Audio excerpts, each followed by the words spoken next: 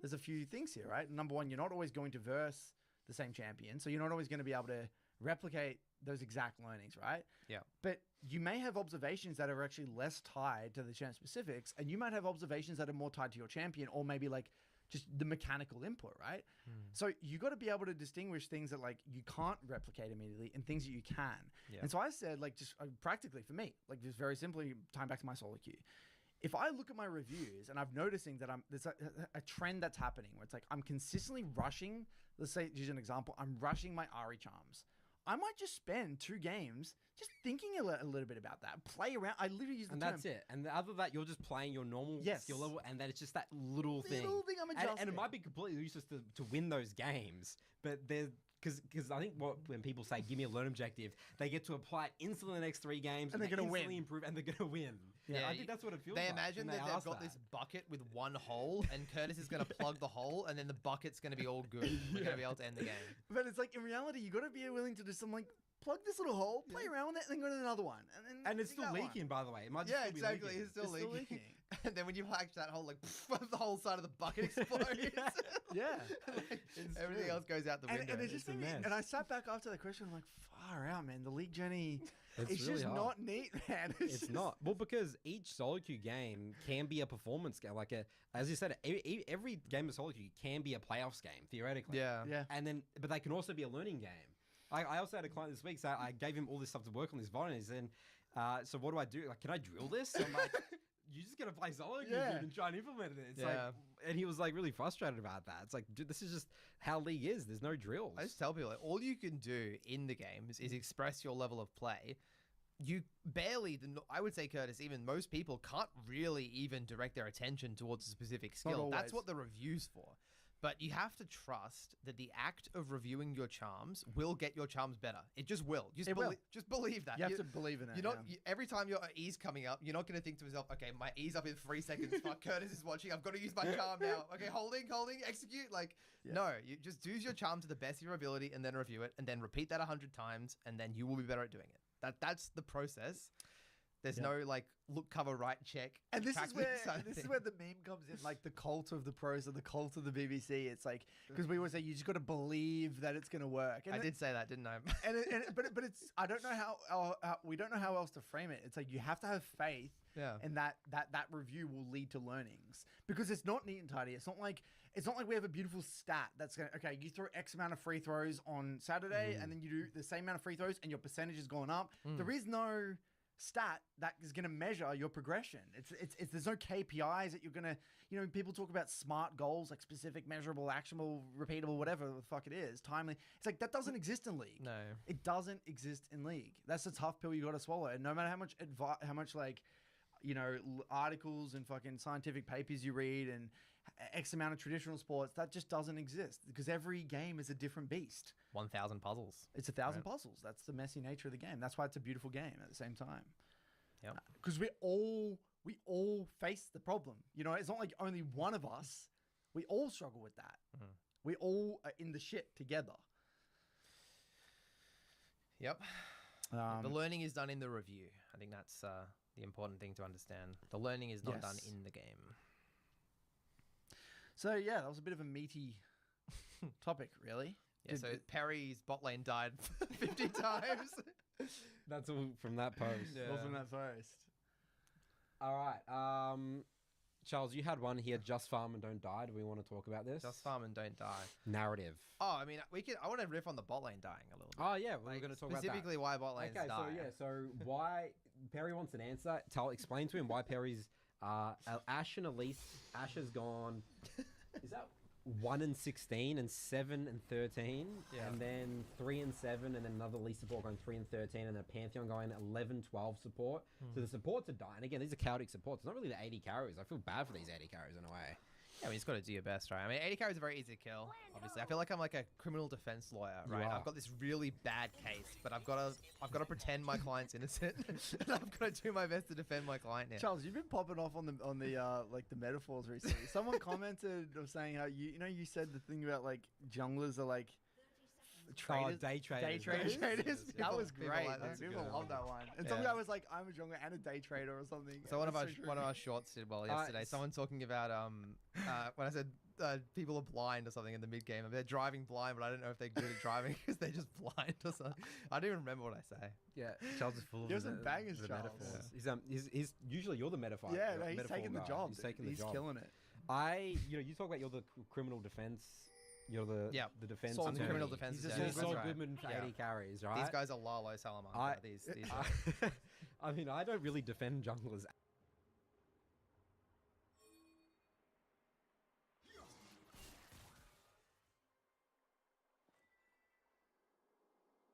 Come on, let's go!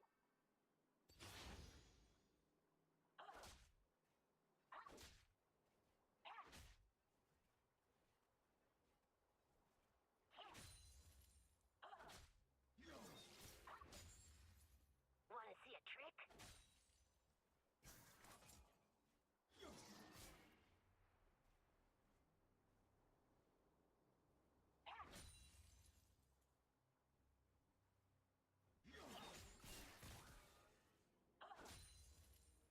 I'll show them a watery grave.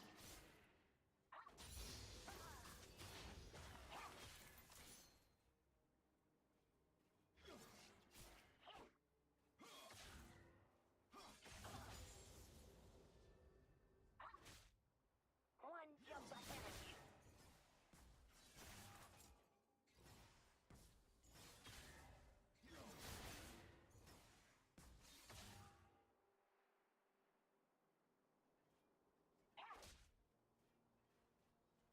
Swimmingly.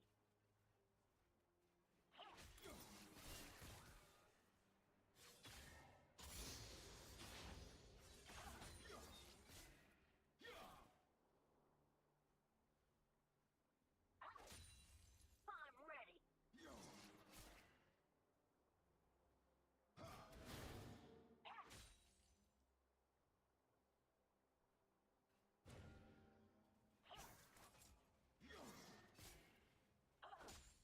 In a splash.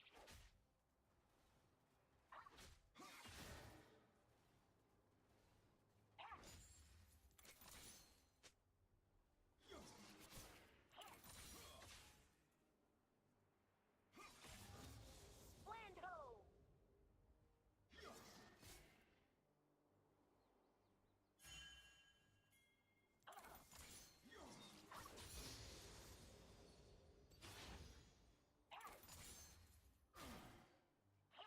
They won't catch me.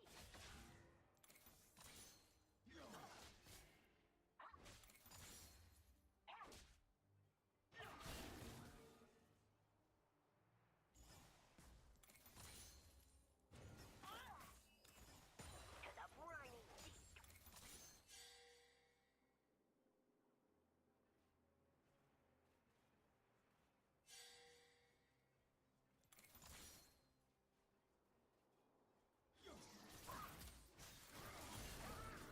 No fear.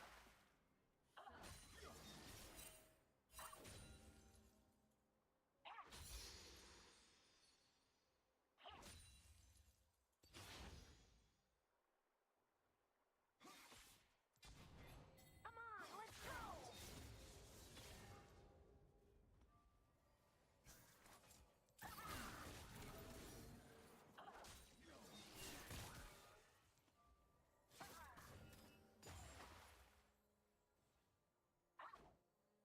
The tide turns.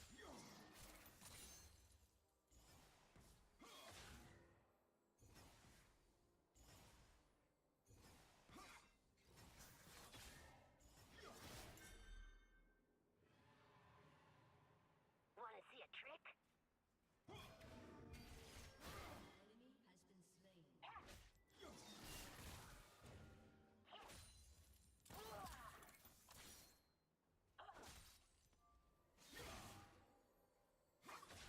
Now we strike.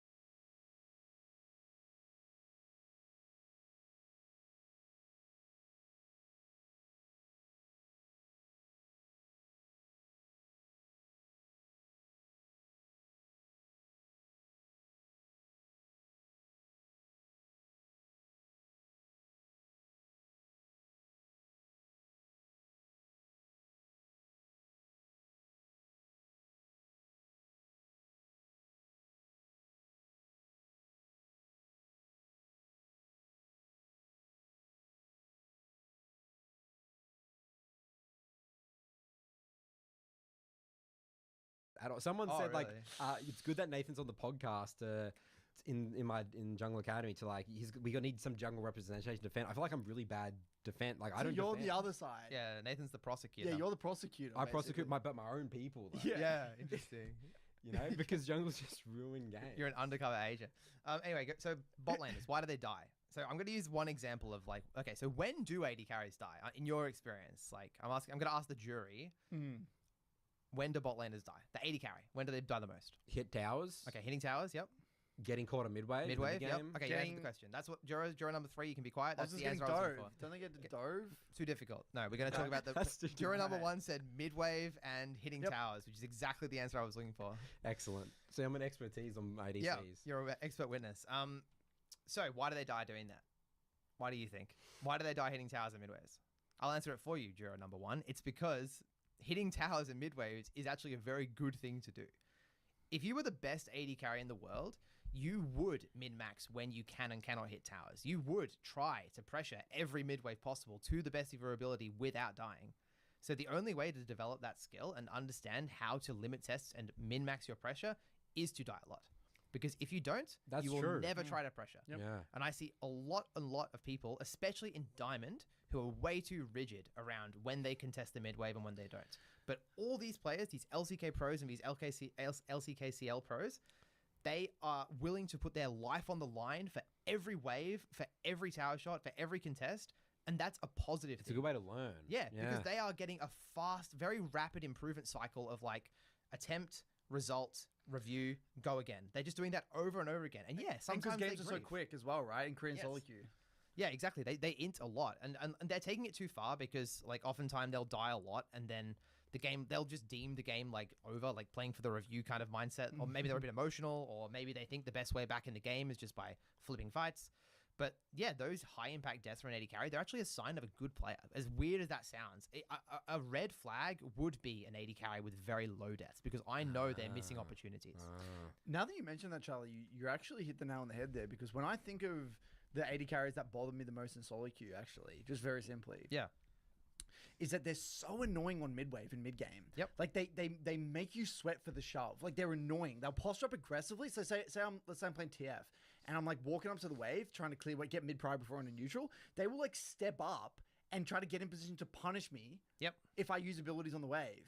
You know, they're always making me second guess. Can I really use my red card on this wave or not? Yeah. Are they gonna like fuck me up here? There's actually a new strategy which has come into play, by the way, which I've only started noticing recently, which is instead of auto pushing every mid wave, you actually leave the minions and you stand past the wave. And you're like, what are you going to do, mate? You're going to come up and hit the wave? I'm going to hit you. And then you crash the wave after you've denied a few creeps. It's very frustrating to burst. Yeah, no, that's exactly what I experienced. And that, Yeah. that actually is, I can already tell the quality of an AD carry player by how much they concede shove on midwave. Yep. Because the ones that are super defensive, they're so easy. It's like, I'm just going to get guaranteed shove. Yeah. And you're just going to watch me do it because you're too scared. You don't know how you don't know how our kits interact. You could min-max this. You could actually bother me here or maybe chung me 200 HP here, but you're just giving me free shove. I'm just Yeah. going to take it. That's how I won all my MF games. I would build Bloodthirster first. I would walk up the mid wave. I would punch you in the head with the BT, and then I would heal off the wave. Yeah. And then That's huge. The That's mid laner or so the enemy AD carry would huge. go hide. And the reason I came to this conclusion as well is because I actually had a game where I was on the reverse side of this. I was playing Varus in solo queue, my lovely 39% win rate Varus. Scratch that from the record. I was versing Praetus, one of the coaches for AD Carry Academy. He was playing Callista. I obliterated him in a lane, massive lead, rock up to mid game, and he's just playing so illegally on the mid wave, and it psyched me out, and I gave him push, and then he went and did something and killed my team. I'm like, oh no. Like, I've let him, like, basically bluff me on the mid wave. And that's what these guys in this Perry's games are trying to do. They're perma trying to bluff each other. It's literally a game of chicken. And that's actually what I've noticed. Actually, sorry to steal the show back to mid lane. Mid laners as well. You can see there's like a lot of like low master mid laners in our server. When I versed them, you can tell why they're that rank, basically instantaneously on the first few waves because they get scared. Yeah. I walk up like a psycho, even as TF, and I'll just start ordering wave, getting up in their face, and then they just don't fight me. No. They back off because they that don't right? trust Yeah. in their ability to space, or like they think I'm up to something, or like, and then that gives me shove, and then now I've got full control over the lane. But then you verse someone that's very competent in mid lane, like a Kyose or something, and then like he's like bringing it back in my face, and he won't let me. And I'm the opposite now. I'm Yeah. on the defense, and then every wave is every minion I'm sweating. Yep. You know, there's a complete difference even on the first few minions. Yeah, I mean that's how Smurfs gap their opponent most of the time. Is they just like they knowledge check their opponent on every decision. We're like, oh, I think I know better than you. I'm going to try and do something slightly sneaky here. Yeah. Don't get punished, and do that enough times, and it just stacks up, and you just win the game. Exactly right. What about when it comes to, we talked more about like the mid-wave stuff. What about AD carries dying for damage output in fights? Because AD carries are always on the cusp of like winning a fight or losing a fight instantly, right? Or like, you dying. Do you think that dying in fights is a really important for AD carries to learn? Like, what's the edge I can play on to do damage and not get hit? Because I don't really talk about or teach that in jungle, right? Yeah, it's an interesting one. I would say more often than not, fights are actually won before they start. The majority of the time. It's not really, doesn't come down to the AD say. There's like, very little. very few. Like, You're all right. There are some skirmish optimizations you can make, like ability usage, target selection. There's some principles around like hitting the first target and like. But honestly, like they're not the bad deaths. I love when I see people die in fights. It's like, okay, you played this fight. You just actually, you actually only got hit by the Shen taunt. Now, next time you should have used your lull state before the fight to prime your mental stack for the key threats, fix that problem. That's not a problem. They're not inting by doing that. But the inting is like, I'm going to walk up and hit the mid tower when the side laners are missing, And maybe that guy will either tell me, oh, I knew they were missing, I thought I could get away with it. Or they'll tell me like, oh, I didn't even think that they were in the game.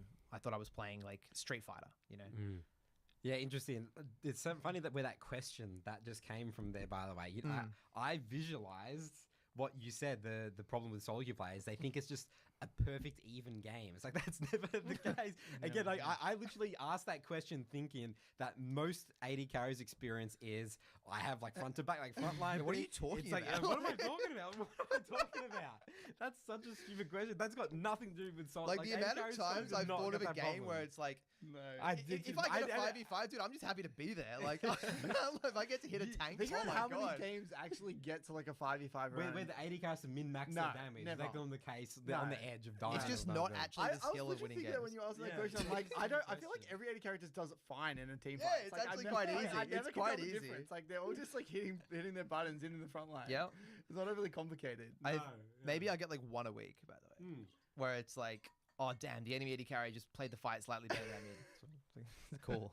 What about the 5 deaths before that? Yeah. It's actually just not the problem at all. No.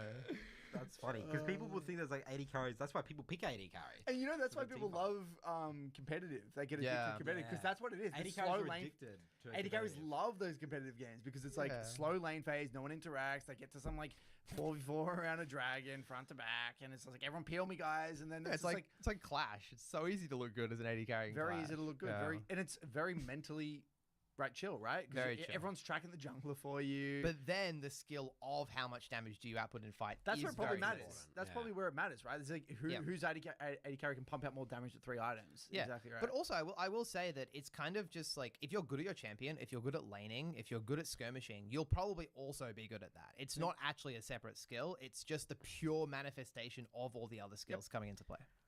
Yeah, LS has said that for years, and I will Yeah. credit LS with that. He's spot on. If someone is good in trading in lane, they're going to be good at team fighting. Yeah, no one's good at trading and bad at team No, it fighting. doesn't exist. That doesn't exist. It can't exist because it's the exact same. It's spacing, it's threat assessment, it's a good ability usage. It's the Yeah. exact same thing in team fighting. Yeah. All right. So that's my case for AD carries. How did I do? AD carries on dying on midwave is a good thing. That's my contention. Yep. Again, I think the last thing to circle back what Nathan said, you're spot on. As long as it's done with the intention of limit testing. Yep. That's Right? why it's not. If they were randomly hitting or mid tower autopilot. because they literally but they weren't even aware of the map state at all. Yep. I heard that I'm just gonna hit mid tower. Then there is no learning to be had. It's like you didn't even Yeah. know the map state. That's lazy. That's lazy. Right, that's lazy. That's what Nathan's point was before, right? Where it's like the Kennen, if that Kennen had grouped, but wasn't even contemplating losing Then two it's a bad towers, play. that would It's a bad that would just play. mindlessly running mid and running to there's a rift tower, I'm going to go there. That's Yeah. the key difference. So yes, it can if it's done with intention, it's an excellent mistake. Also, blaming your team for not being there to bail you out is also a common trend I see, especially in high elo players. It's like they think that it's their God-given right to walk up and contest midwave aggressively, and if their jungler and support aren't there to help them, then they should like go to hell. Like, but in reality, our job as an AD carry is to wait for our team to be in position and then play aggressively. So I will say that. All right. Should we just move to school now? Yeah, school. Okay. All right, this school post comes from Aris. The title of this post is "What Really Counts as a High Elo in League?" P.S. I really hope coaches Nathan and Curtis take a look at this and give me a solid answer. I really love your job and always listening to your podcast. Thanks for everything. Keep educating us. Well, lucky R is here. We're taking a look. Hello, everyone. I have a question mostly for the high elo community, but everyone is welcome to say their opinion. At what point is someone truly considered a high elo player? The first time I reached Platinum, I thought, okay, now I'm high elo. But as I keep playing, I realized that Platinum isn't quite high elo. It's more like a stepping stone towards it. Later, that same time in the season, later in that season, I made it to Emerald for the first time, and I noticed the quality of games improved, especially around Emerald 2 and up. Eventually, I pushed even further and reached Diamond 4. I've seen some really good quality games at this level. I've gained some solid experience playing in Diamond. It definitely felt like another jump in both skill level and consistency compared to Emerald. Now that some time has passed and I can call myself an experienced Emerald and low Diamond player, I'd say Emerald is neither high elo nor low elo. The games in Emerald are extremely inconsistent. Sometimes you'll have really solid matches where both teams are trying their best, but other times you'll have players on your team or the enemy team who clearly don't belong at that level, either mechanically or macro-wise. There are certain macro fundamentals that I believe are essential for every role in Emerald, and not everyone seems to have them. So it's funny, Aras is saying this about Emerald, and this doesn't exist in Diamond, but Perry would be saying this exists in Korean chat. So again, who's right? Who's wrong here? What's going on here? A mandatory skill set. I imagine it like a citizenship test. It's like you get to Platinum 1 and you have to fill out this form. It's like, okay, what is the value of a mid T2 tower? And you have to just fill out the form, like all these categories. Like, And if you get it wrong, you just don't. yeah, promote. you can't move on. They just don't let you promote. Exactly right. No matter how many games you win. No, like this bloke said, everyone in Emerald knows that. So if you don't know that, you don't belong in Emerald. Get out of here. People, I love that line. Yeah, people just clearly don't belong in the skill level. Like that they're there. Yeah, they jump the border. They jump the border. They're illegal aliens. Oh, it's good. All right, so I'm still unsure whether Emerald can truly be considered high elo, especially given that inconsistency. This whole thought came to me while scrolling through TikTok. I saw a few high elo streamers making fun of their teammates or opponents. Like if they're challenger and someone in the game is only master, they'll say something like, "Oh no, I've got a low master on my team. What am I going to do?" and I just don't get that. Isn't it impressive to reach master? Why mock someone for that? Isn't master considered high elo? I hate that arrogance some of these streamers show. Just because they're challenger doesn't mean they're gods at the game, or they should belittle master or grandmaster players. Personally, whether I'm watching a challenger or master streamer, I treat them with the same respect. Both ranks are extremely difficult to reach, and there's something to learn from both. What a kind pose. Like, I feel Really like this guy's so he's like very naive. Like, he's coming from the outside. He's like just observing the ecosystem. It's like, wow, these guys yell at these guys and these guys yell at these guys, but every rank is kind of hard in its own way, you know? And he's true in that sense. Yeah. You hit the nail on the head there. Wow. It's a clown show. So I think I did respond to this one from memory. Oh, you I think did. I read something. Oh, okay. I think. Yeah.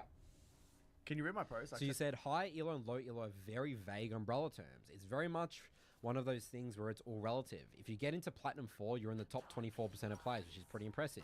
If you're Emerald 4, you're in the top 12%. These are just interesting stats to put it into perspective. For what it's worth, I personally consider Emerald 4 plus to be incredibly impressive, and you're objectively very good at the game. Even Plat 4, you're objectively good at the game. So I don't know if I answered his question. Just to give him some stats and numbers there to put it in perspective. I don't think he asked a specific question, did he? Well, I think you said something about high elo, low elo, right? So what counts as high elo? What counts as what high counts elo? as high elo, yeah. Yeah, But so it's a good starting point, right? This is a good starting point. yeah, I mean challenger. I mean just think of it from a challenger perspective. There is a massive gap in skill level from 1,000 LP challenger to 50 LP master, and they happen to get matched. Minions have spawned.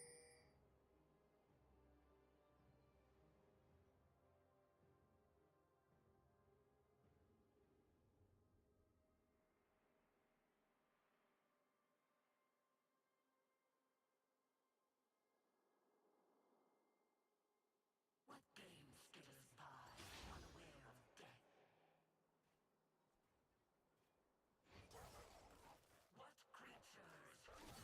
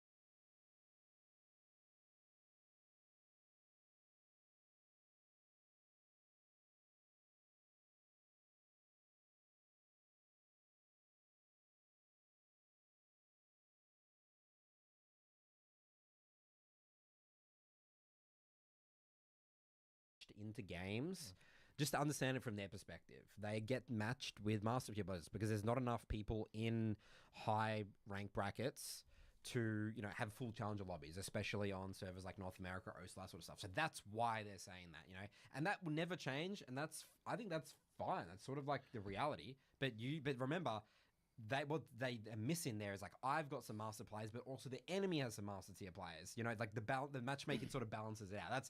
That's what they don't say. You know, and you know they're the highest elo player in the lobby, so it's their responsibility to you know carry the game. Yeah, it's kind of just like, great. What are you gonna do about it? Yeah, when that's you right. get that, It's like as I said, this is a feature of Yeah. being a challenger player in league. So Yeah. suck it up. yeah, small player base in challenger. You literally cannot get full challenger games. No. There are not enough players. Even in NA, like I very No, rarely no, see no, full. yeah. You don't like. I watch AJ's VODs. It's very, very rare that it's a full challenger.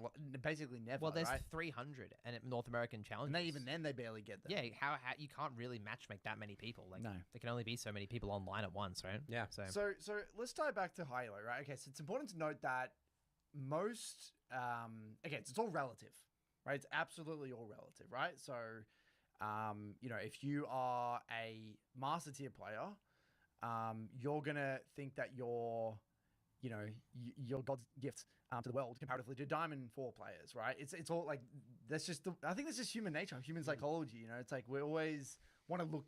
It's like what was superiority complex? What is there's not really some title to it, but you know, we typically just like to pump ourselves up and make ourselves feel good about ourselves. But for the why does achievement. this happen? Why is this such a big conversation? Like no one goes around in other communities saying in other sports? and the reason being is because League and video games is just disrespected just in general. I think as well, it's because like there are many ways to skin a cat, right? There are so many ways to get to master, right? I've got to master in a couple of different ways myself. Like you can get to master having great macro, having great micro, And some having people just good agree champ or disagree mastery. with some things, right? Yeah, exactly. Like this guy said, there's some people in Emerald who have these skills. There's some people in Emerald who have these skills. That's exactly right. Because if you think about it, okay, so let's say we'll use a really simple sport. Let's say Tennis, powerlifting. powerlifting. At the end of the day, if you Yeah. can lift this amount of weight, you're considered like strong, right, or something like that. At the end of the day, it's like pretty black and white. Like you Everyone either- goes through the same sort of process. it's just, you can either bench press this or not. You yeah, can there's a number. there's a number. It's like neat tidy, and there's only like you That can- number is reflective of a single skill. Exactly right. So you can either squat this amount or you can't, right? And in League, it's like what you're saying is that you can both be 100 LP master tier and have wildly different skill sets. And that's objectively true. Take right? Mr. Mott, for example. When Nathan was, what, like 800 LP in Challenger or even higher than that, you had objectively quite poor mechanics, I would say. Yep. Very bad fighting. You had a very particular skill set, but this where it even gets more complicated is that you can have similar skill sets, but it's expressed completely differently based off the champ you play, Yeah. right? You can mask certain weaknesses, actually, with certain champs as well. Exactly, and even roles. Certain roles highlight specific skills more than others. Yes. So what happens is that you get, let's just say, player A is 100 LP Katarina OTP, and then you've got player B is 100 LP Hecarim jungler. They have wildly different skills, and what may seem obvious for the jungler, like how could you die to that gank? That's so obvious. It's like the most basic level 3 gank in the world. So that seems obvious to that person, but the Katarina may think, well, how did you not play around that, like that diddly spear or something, whatever the hell? Yeah. Like, that's the easiest skill shot in the world to dodge. How are you 100 LP master? It's all relative based on the skills that you've developed. And so this just manifests at every single rank through every server. So that's kind of it. I think that's really it. Yeah, that is I actually think the that's exact exactly what it solution. is. Yeah. Because everyone, and then until you have an objective understanding of the game and you have a respect for the differing ways that you can climb in League, and you have empathy for that, you can't actually overcome this. You're always going to look down on others until you respect that. Yeah. And until a you good take a step back and you're like, you know what? There actually are many ways to play. Maybe I don't fully understand why this guy's this rank, but he's here. The rank system doesn't lie. He obviously has some skills. I may not see him this game, but he's got here. Like, Yep. and I'll be honest, I'm going to call myself out. Sometimes I've had that thought. How the hell is this guy this rank? Yep. But I just don't understand the skill set that he's developed. I haven't. They're been, there for a reason. At They're the end there of the for a day. reason. And maybe they'll only here on a short vacation. Maybe they'll leave after a while because they lose their skills or they cheese the meta or something. But most people are there because, well, everyone's there for a reason, right? And the thing is that in the more sophisticated your game understanding becomes, the more you can actually understand why they're at the rank. There's a player on my server that I look at sometimes and I'm like, this guy just it doesn't comport with my view of reality, right? But I'm like, okay, let's test this hypothesis. If I'm right, if I'm really right, this guy shouldn't stay at this rank for long. I looked at his OPG recently. He's minus 400 LP than what he was. That was his peak. Yeah. And now he's sitting at that rank now for ages. Yep. So I'm like, oh, that actually kind of makes sense. He got a bit lucky. Maybe the meta, hit gold with the meta, or he had a little bit of a gimmick, whatever. And now look at him now. And I'm like, okay, that kind of makes sense. That actually does comport with that. So like, you can, even if sometimes the system, you can game the system temporarily. Yeah. But you always will come back to your mean where you should be, and that's where that LP bell curve really comes into play. You're going to fluctuate within that LP bell curve, but you're going to kind of normalize back to the mean at some point. I also think that like the style of player who has a more maybe sporadic play style, their curve is wide, like very, very wide. Like those Katarina players can fluctuate 1,000 LP. Yep. Very Yeah, we've got easily. Incursio on our server. He is sometimes he drops, I think 800 LP. Yeah. Up and down, right? Yeah. Pretty 'Cause crazy. he's got a very specific skill set. And then there's the skill set, but also you have personality types. I think he's a confidence-based player. Yeah.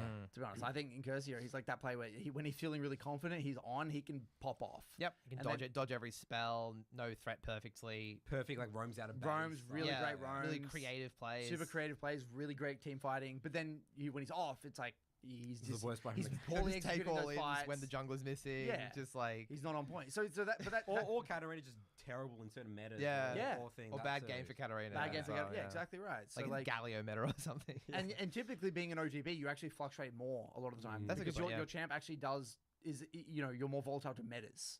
Yep. So there's that as well. So there's many reasons. We could sit here for hours talking about all the different reasons you can become maybe more resistant to change, less resistant, have a tighter bell curve, wider bell curve. At the end of the day, I think we've answered his question though in terms of Yeah, so Yeah. to sum it up, high elo, low elo, it's all really relative, whatever. It's just a stupid conversation that high elo players are just going to have and that sort of stuff. you But know? that's why I put the stats there. Like that's up to you. If you Yeah, decide. Do there's you the- think here's the stats. That's Where do the you wanna stats. put it? Do you deem being in the top 24% as players as objectively good at the game? That's Platinum 4. That's or Emerald 4. Like that's on you to decide. Yeah. Right. There's no. Pretty good. That's on you. Pretty difficult. And then I guess you can map that to other things, right? So what would it mean to be in the top 12% earner in your country, and then look at that number and be like, oh wow. If I was actually ML4, that would be making that amount of money in terms of. It's like that can give you a different reality check as well. You know what I Yeah. mean? So money makes the world go round. But that's an obvious what one. I'm Yeah, to use that as a Yeah, you comparison. could look at chess elo. You could look at like ratings on other games. You could look like, at ratings on other games, but I used money as an example because it's something that's visceral that we all. I think it makes sense. Yeah. It's like deeply connected with like Mm. everyone knows money. You know what I mean? Yeah. No matter where you're from. Yep. So yeah. All right, mailbag time. Away we go. Welcome back for Nathan's mailbag. Jingle, jingle song. Alrighty then. Our first question here comes from Maddie. The title of this email is Finding Empathy for Yourself. Hello, Charles, Curtis, and Nathan. Long-time BBC listener and current Jungle Academy and previous Soul 2 member here. Soul 2. An OG. On the topic of tilting at others, I wanted to talk about more how you forgive yourself and prevent self-sabotage when you've caused a problem in your games. This is what, maybe you could experience some of this, Curtis. You've had this week. I'm a player who will still on occasion find faults in my teammates, but tend to rage out loud rather than using chat or pings to vent my frustrations. Far more tilting than any teammate's mistakes is by committing small errors that I know will have a snowball effect on how the game plays out even before it occurs. This later negatively affects my gameplay and turns out losing games into lost games for sure. One example I'll give is I had a game of Lilia where I was standing topside planning for a late ward on the blue buff, but buff in case I got level 3 invaded. While waiting to drop the ward around 110, I spaced out and failed to get to my raptors on spawn, arriving at 135. End of review. I proceeded to fuck up on my clear and was Sorry, late but that's to crab. such a jungle problem, Curtis. Just like Yeah, arriving to your camp just 5 seconds late. like, what excuse? That's crazy. Yeah, this that's is quite insane. common, by the way. Stuff no like way. this. No, it's not. Imagine Come arriving to on. lane You- 5 seconds late. You'll be What are you surprised. thinking about, You'll mate? be surprised. You'll be surprised more often. Well, because junglers don't have to do anything for the first Yeah. minute or whatever, right? That's so Yeah, right. funny. there's no like urgency to get to camp Yeah. theoretically. I mean, there is, but like no, it's it's Crazy. You know, Sorry, this is not an attack Just at you, flaming Maddie. I'm just that, thinking yeah. about But, junglers yeah, again. Just turning on the it's junglers jungle. straight away. Just yeah. I mean, I won't defend that. It's ridiculous. I mean, it's absolutely ridiculous. Would you end the review? Oh no! I mean, I considered it. He actually considered it. considered no, it. but I'll roast them. I'm like, Yeah. let's wake up. Like, I will say something like, "Why are you bringing me in this game? Like, it's concerning you even brought me in this game." Yeah. Like, you know, it's like, Right, that's a red flag Yeah. when they brought you the game. I'm never like confused about a game where I'm like 5 seconds late to camp. No. It's like I'm not even gonna bother. All right, to review it properly, I proceeded to fuck up on my clear and was late to crab at 3:31. No, you know what happens? They bring the game, but they forget because the game was so chaotic. They forget that's They what think they it was did. they think it was a dragon Yeah, fight or yeah. something And later I on. was Yeah. super embarrassed. I realized like, oh shit, Yeah, because people okay. that's why I see it. Yeah. They don't know. They just forget and they bring that. Then, onto then they review. see reality. Just Yeah. smacks him in the face. It's like, oh, fuck. Yeah, so I proceeded to fuck up my clear and was late to crab at 3:31 for what would have been there for a free enemy, for a free kill on enemy Nunu, but I had been there at 3:20 as planned. The tilt from missing this kill led to further mistakes and significant doomian about how I had an end of review mistake even before minions spawned. Do you have any tips as to how to forgive yourself and move on in instances like this? It's easy to say just play with intensity, but sometimes it's not possible to keep perfect intensity at all times, as I usually work 10 to 12